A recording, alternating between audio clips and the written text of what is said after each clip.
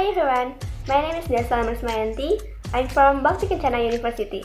In this video, I will present to you about procedures of measuring blood pressure. Before we start measuring, it would be nice to know about blood pressure. What is blood pressure? Blood pressure is the force of blood pushing against the walls of arteries. Pressure is determined by the strength and the amount of blood pumped and the size and flexibility of the arteries.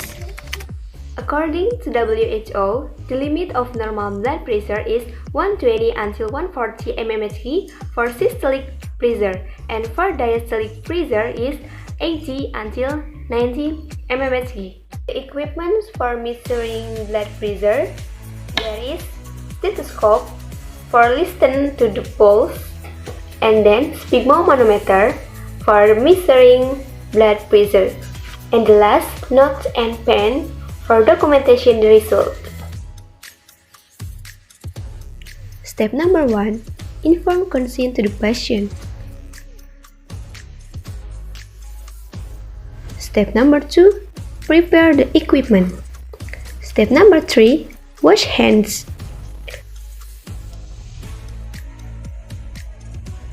Step number 4.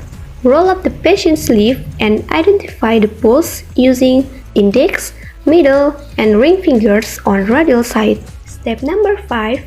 Attach the cuff on the patient's upper arm and attach the manometer on the cuff in line with the patient's heart. Step number 6. Put on the earpieces of stethoscope and check the diaphragm of stethoscope. Step number 7.